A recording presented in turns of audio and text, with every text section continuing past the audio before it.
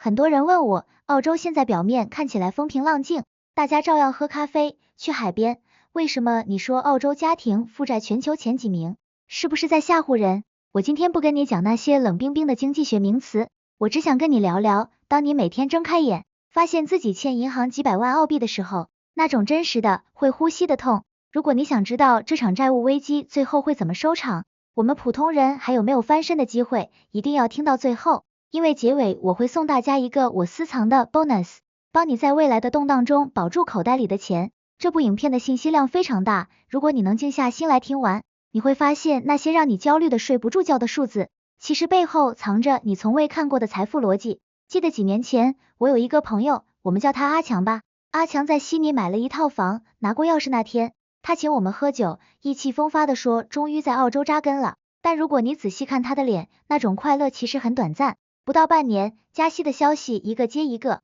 阿强跟我算了一笔账，他每个月工资发下来，第一件事不是给家人买礼物，也不是带孩子去旅游，而是直接把70%转给银行。他说我现在感觉自己不是在为家人打工，我是在给银行的执行长换游艇。这就是无数澳洲人的现状，我们以为自己拥有了房产，其实是房产拥有了我们。心理学上有个词叫禀赋效应，我们一旦觉得某样东西是我的，我们就会不计代价的守住它。银行就是利用了这点，给了我们一个美好的澳洲梦，然后套上了一个长达30年的锁链。你可能会问，既然债务这么高，为什么大家还在冲？这就是最可怕的 FOMO 恐惧错失心理。在澳洲，如果你社交聚会不聊房子，你简直没话聊。大家都在传隔壁老王去年买的，今年涨了20万，这种压力会让你觉得，如果你不借钱上车，你就是这辈子的失败者。我有段时间也陷入过这种焦虑，看住房价跳表，心跳比房价跳得还快。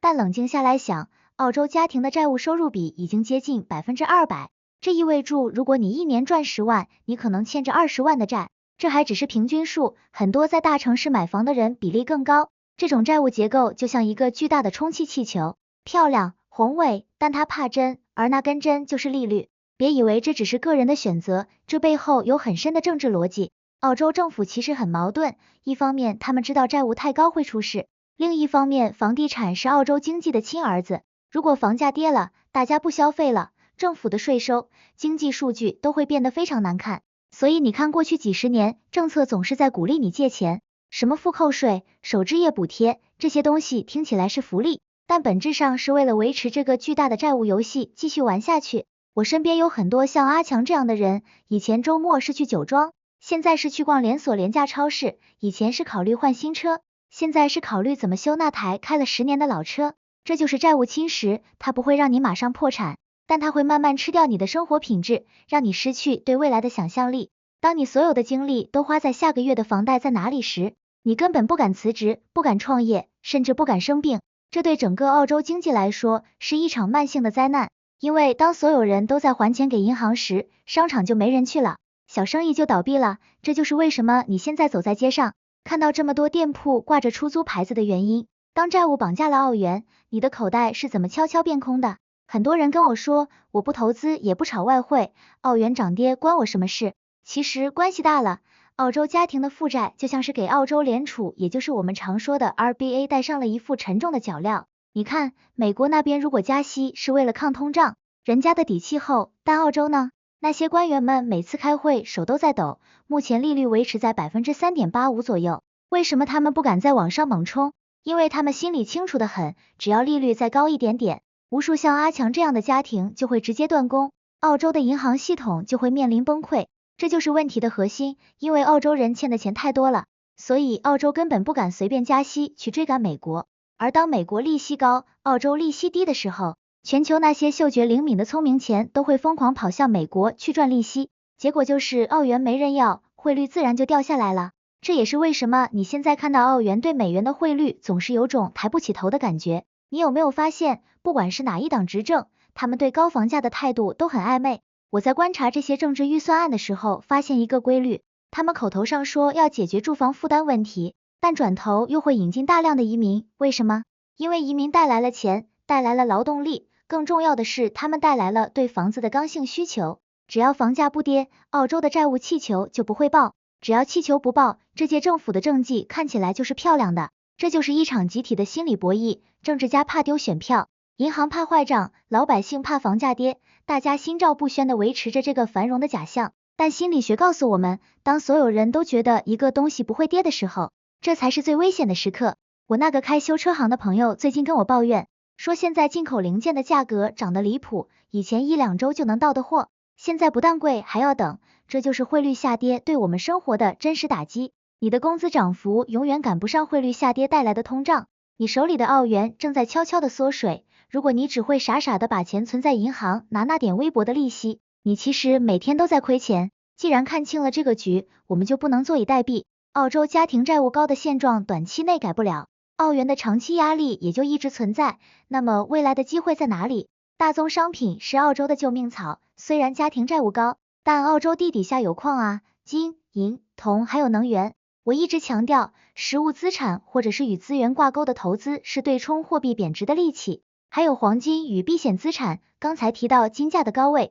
很多人觉得现在贵，但当全球货币都在竞相贬值的时候，黄金是唯一不需要别人承诺的货币，这不是投机，这是避险。我们得像专业的操盘手一样思考，债务是别人的危机，但如果你能看清债务背后的资金流向，那就是你的转机。聊到这里，你可能已经开始手心冒汗了，确实这是一场硬仗，但别急，接下来我们要聊聊在这种高债务、低汇率的环境下，普通人具体该怎么反向收割，还有如果真的发生了大规模的信贷危机，你该如何保护你的资产不被收割？最精彩的还在后面，尤其是最后那个关于2026财富大转移的关键信号，千万别走开。聊到这里，我们必须正视一个现实，现在的市场规律已经完全超出了老一辈人的想象。如果你还在用10年前那种买了就会涨的逻辑来看待今天的澳洲债务，那你注定会成为被收割的那一个。你看现在的全球金融市场，不管是美股还是加密货币，都从高点回落，整个市场情绪像被人狠狠按住头往水里压。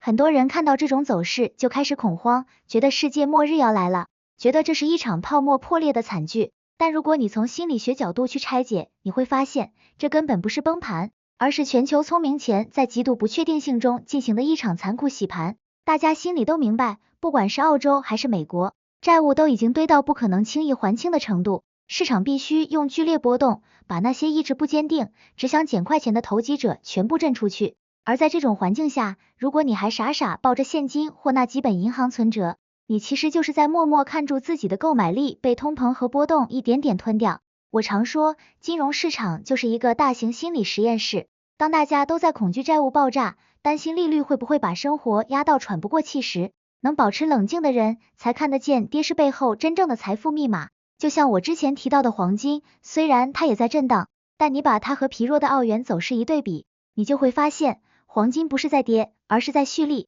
因为它是唯一不需要政府信用背书的真正货币。再看澳洲这个资源大国，我们坐拥全球最顶级的铁矿石、锂矿、天然气，这些才是澳洲在债务危机中不倒的底气。即便全球股市回调，食物资源的需求永远存在。政治家们现在也在玩一场危险的平衡游戏，一方面要安抚被房贷压得喘不过气的家庭，另一方面又要维持澳洲在全球供应链中的核心地位。所以他们一定会动用一切政策工具去保护那些能换回外汇的资源企业。对我们普通人来说，这就是投资的风向标。如果你现在还在纠结要不要把全家积蓄都锁死在澳洲那个已经饱和、流动性越来越差的房地产市场，我建议你停下来想一想，未来5年到底是背着巨额债务还在阴跌的砖头更有价值，还是那些支撑全球 AI 革命与能源转型的核心资源更有价值？心理学上有个概念叫沉没成本，很多人因为在房子上投入太多血汗钱，即使看到大环境风向已经转变，也因为心疼账面价值而不愿意转身。但我告诉你，真正的赢家是那些敢于正视市场转向，重新配置资产的人。2026年的财富逻辑已经变了，不再是谁借的多谁就赢，而是谁手上的资产更硬，流动性更好，谁才能在风暴真正降临时笑到最后。我们要做的不是恐惧下跌，而是学会如何在这场全球性的债务重组中，精准踩在财富转移的节奏上。接下来，我会直接给你一些具体的，甚至有点残酷的财富生存策略，这关乎你未来10年能不能在澳洲活得依然体面且自由。好，我们来聊聊，在这种高债务、全球市场又开始回调的夹缝中，普通人到底该怎么反向收割资产？你有没有发现，现在身边的人都在焦虑，只要市场一震荡，大家就开始疯狂抛售，这就是典型的羊群效应，也是财富重新洗牌的前兆。而在澳洲，如果你想保住你的血汗钱，第一件事不是去追什么热门标的，而是拿回你的资产主权。买股票或 ETF 的时候，一定会要求直接持有，也就是在澳洲要有 HIN， 在纽西兰要有 CSN， 不要把资产放在来路不明的平台上。为什么这么坚持？因为在未来的债务风暴里，如果某些中介平台因为杠杆过高出事了，只有那些真正属于你的，直接登记在你名下的资产，才不会被牵连。心理学上有个概念叫安全感边际，如果你连自己的钱到底放在哪里，由谁保管都搞不清楚，你要怎么在这场危机里活下来？还有一点，我必须讲得更直接，别再迷信房子是一切的老逻辑了。现在澳洲不少家庭的房贷支出已经压到生活品质几乎喘不过气，这不是投资，这是慢性消耗。如果你手上还有流动资金，你应该看的是那些国家不敢让它倒的产业。政治人物可以牺牲你的生活品质，但他们不敢让能源断供，不敢让矿产停工，不敢让外汇收入蒸发。所以，与其在房市里苦苦挣扎，不如把目光放在那些实打实的资源企业、能源企业，甚至是能跨周期保值的实物资产。当大家都在为债务焦虑时，你要确保你手上的资产是真正硬核的。我去年有个朋友把所有钱都压在高杠杆房产上，利率一上来，他每天睁眼就是一笔巨额利息，整个人精神都快崩溃。这就是被债务夺走了心理主权。我告诉他，你得学会断舍离，把那些消耗你现金流的坏资产卖掉，转向那些能给你分红、能保持流动性的硬资产。2026年的财富大转移，本质上就是从负债者流向拥有者。你要做的是那个手里握着粮草的人，而不是那个背住沉重枷锁的人。当市场跌下来时，反而是你看清谁才是真正有价值的时刻。这不是冷酷，这是金融世界的生存法则。最后，我们来谈谈最关键的未来走势，也是这场大戏的终局。2026年的澳洲经济其实正处在一个极度敏感的补涨与出清阶段。如果你仔细观察现在的政治风向，你会发现政府已经不再像以前那样一味的护着房地产，因为那样做会让通胀彻底失控，最后导致社会动荡。所以他们现在的策略是以时间换空间，也就是让房价在高位横盘，然后透过漫长的物价上涨来稀释掉大家背负的债务。这对普通家庭来说是最痛苦的，因为你的生活成本在涨，你的薪水涨幅却永远追不上超市里那盒鸡蛋的涨幅，这就是所谓的隐形收割。但对于我们这些看清局势的人来说，未来的机会其实藏在那些被低估的硬资产和全球化的流动性资产里。标普500和比特币的回调，其实是在给那些没赶上车的人一个重新校准资产结构的机会，而不是叫你彻底离场。未来的澳元汇率大概率会长期承压，因为只要澳洲家庭的债务一天不降下来， RBA 就没有底气去大幅度加息，这就给了我们一个布局海外资产或是实物经营的黄金窗口期。我常跟身边的人说，在这个时代，你最大的敌人不是银行，也不是通胀，而是你那种觉得一切都会变回原样的心理惯性。世界已经变了，规则也重写了，你要做的是建立一个属于自己的、有防御力的财富系统，这包括你的资产是否具有直接的所有权，你的现金流是否能支撑你度过未来可能出现的信贷收缩期。2026年的财富大转移，本质上就是从那些后知后觉、依赖负债的人手中，转移到那些先知先觉、拥抱实物与流动性的人手中。我希望今天聊的这些内容，能像一把手术刀一样，帮你切开那些笼罩在你心头的债务焦虑，让你看到背后真正的财富通道。影片最后，我要送大家一个私藏的惊喜 bonus， 这是一份我专门为2026年整理的财富安全清单，大家一定要记下来。首先是你的债务比例监控，如果你的房贷支出超过家庭总收入的 40%，请你立刻停止所有的不必要开支，并且考虑卖掉手中那些不产生现金流的劣质资产。第二是资产实名化，去检查你的股票、ETF 是否有 HIN 或者 CSN。在这个信用可能崩塌的时代，名字写在纸面上才是真理。第三是现金流储备，在澳元汇率动荡的时候，手里至少要留出3到6个月的紧急生活费，而且最好是分布在不同的货币或高流动性资产中。最后一点也是最深刻的一点，就是心理脱钩，别再把你的幸福感挂在那套房子的估值上。房子是住的，资产是生的，只有当你不再被债务奴役的时候，你才是这片土地上真正的主人。这场债务博弈还远未结束，但我希望你听完今天这些心路历程和前祸后，能成为那个在风暴中稳坐钓鱼台，甚至能反向收割财富的赢家。说到这里，大家可能会觉得这些逻辑听起来很有道理，但具体到每个月、每一周该怎么操作，到底什么时候才是进场加码黄金或资源股的最佳时机？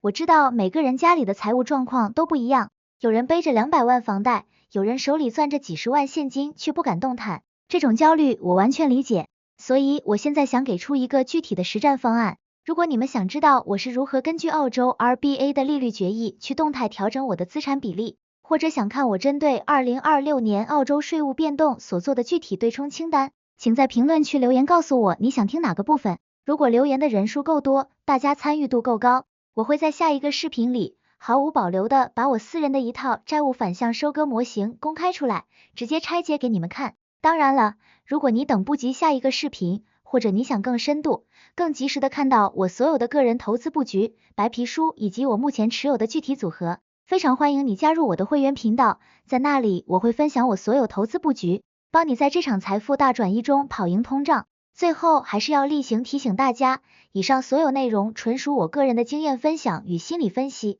不构成任何形式的专业投资建议，金融市场有风险，大家入市一定要谨慎，对自己的钱袋子负责。那么听完今天这场关于澳洲债务与财富真相的拆解，你是觉得房产依然是唯一的救命稻草，还是已经准备好转向更硬核的实物资产了呢？欢迎在下面评论区留言，跟我交流你的看法。别忘了关注、点赞并分享给身边那些还在迷茫的朋友，你的每一个支持都是我继续深挖真相的动力。这里是赚钱角度，我们下期视频不见不散，拜拜。